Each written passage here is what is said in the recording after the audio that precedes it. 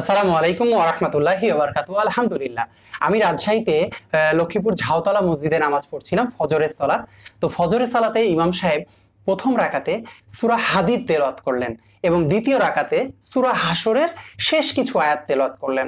তো মাশাআল্লাহ, ইমাম সাহেবের তেলাওয়াত আমাকে চমৎকার লেগেছে এবং সালাত আদায় করে আমার খুব ভালো লেগেছে। আমি পরবর্তীতে আরেকদিন ওই মসজিদে সালাত আদায় করতে গেলাম, ঝাউতলা মসজিদে, একইভাবে ফজরের সালাত।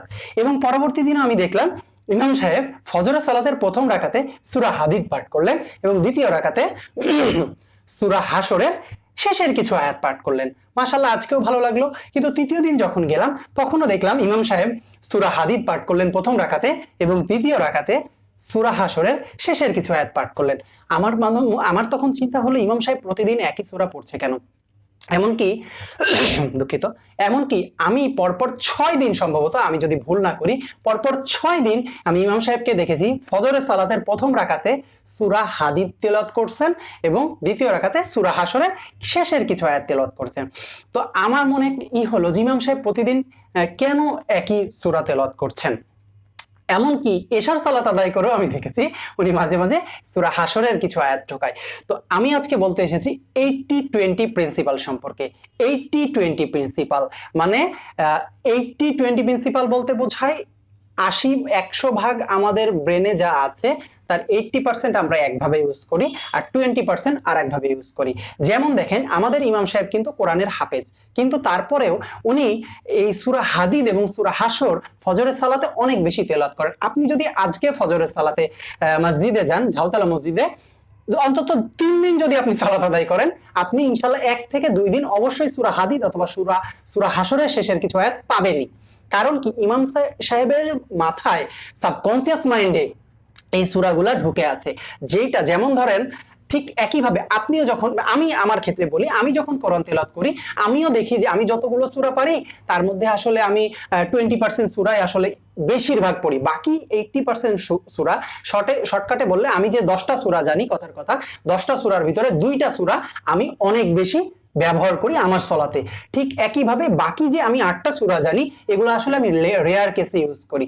আমরা বাস্তবিক জীবনে 80-20 প্রিন্সিপালের প্র্যাকটিক্যাল ইমপ্লিমেন্টেশন করি। এমনকি আপনিও করেন, আমিও করি। আপনি কিভাবে করেন দেখেন, আপনার যে 10টা পোশাক আছে, আমি জানি আপনার অনেকগুলো পোশাক আছে, কিন্তু আমি ধরে নিলাম আপনার 10টা পোশাক আছে বা 10টা জামা আছে, 10টা প্যান্ট আছে, 10টা শার্ট আছে বা কিছু একটা। কিন্তু আপনি খেয়াল করে দেখবেন আপনার সেই 10টি শার্টের ভিতরে দুইটি বা 3টি শার্ট আপনি সবচেয়ে বেশি পরেন, 2টি বা 3টি প্যান্ট সবচেয়ে বেশি পরেন এবং 2টি বা 3টি জামা আপনি সবচেয়ে বেশি পরেন 10টার মধ্যে। বাকি 7টা বা 8টা জামা আপনি খুব অল্প সময়ের জন্য বিশেষ কিছু মুহূর্তে পড়েন। বাট এই যে দেখেন, আপনার 10টা যে জিনিস আছে সেটার 2টা বা 3টা আপনি রেগুলার ব্যবহার করেন বা প্রতিনিয়ত ব্যবহার করেন, বাকিগুলো আপনি ব্যবহার করেন না। এটাকেই বলছে 80-20 প্রিন্সিপাল। 80-20 প্রিন্সিপাল বলতে বোঝাচ্ছে যে আমরা আমাদের লাইফে যা আছে তার 80% আসলে ইউজ করি। 80% সময় আমরা আমাদের 20 ভাগ যে 10টা জিনিস আছে, 10টার মধ্যে এই 2টা জামা আমরা বেশিরভাগ 80% টাইম ইউজ করি, 20% জিনিস 80% টাইম ইউজ করি। বাকি যে 80% আমাদের সম্পদ বা জিনিস আছে বা মেধা আছে, ওইটা আমরা অল্প 20% ক্ষেত্রে ইউজ করি। আমি আপনাদেরকে রিকমেন্ড করব 80-20 প্রিন্সিপাল সম্পর্কে ইউটিউবে বা ফেসবুকে বা বই পড়ে আপনারা অবশ্যই শিখবেন। এইটা আসলে বাস্তবে অ্যাপ্লাই করা যায়। যেমন আমার ইনকামের ক্ষেত্রেও দেখেছি যে আমার 20% ক্লায়েন্ট আমাকে 80% টাকা দিয়েছে এবং আমার বাকি 80% ক্লায়েন্ট আমাকে 20% টাকা দিয়েছে। অর্থাৎ আপনার অল্প কিছু মানুষই আপনাকে অনেক বেশি টাকা দেয় কাজের ক্ষেত্রে, ব্যবসার ক্ষেত্রে। তো আপনার যে ব্যবসা প্রতিষ্ঠান আছে বা আপনার যে ইনকাম আছে, আপনি দেখবেন আপনার 20% ইনকাম সোর্স থেকে আপনার 80% ইনকাম আসে, বাকি আপনার 80% যে থাকে সেটা আপনি হয়তো 20% ইউজ করেন। তো 80-20 প্রিন্সিপালটা আমাদের বাস্তবিক জীবনে অনেক বেশি অ্যাপ্লাই হয়। এটা ইমাম সাহেব যেমন কোরআন তেলাওয়াত করছে, ইমাম সাহেব কোরআন তেলাওয়াত জানে না অনেকগুলো, বিষয়টা এমন না।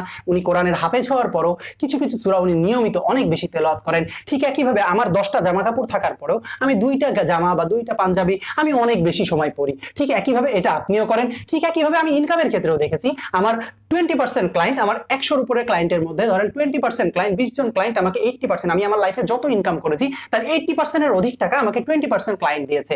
তো এই জিনিসটা আপনার সাথে হয়, এবং এমনকি পৃথিবীতে যত দেখবেন এই যে মদ খায় না, মদ খায় বা এরকম জিনিসও দেখবেন 20% মাতাল মানুষ মানে মদখোর, পৃথিবীর মধ্যে যে 100% মদের 80% মদ তারা খায়, বাকি 80% যারা মদখোর আছে তারা 20% মদ খায়। তো ঠিক একইভাবে বাস্তব জীবনের 80-20 প্রিন্সিপালটা সবার ক্ষেত্রে অ্যাপ্লাই হয়, আপনার ক্ষেত্রেও অ্যাপ্লাই হচ্ছে কিনা আপনি একবার ভেবে দেখবেন। আসসালামু আলাইকুম ওয়া রাহমাতুল্লাহি ওয়া বারাকাতুহু।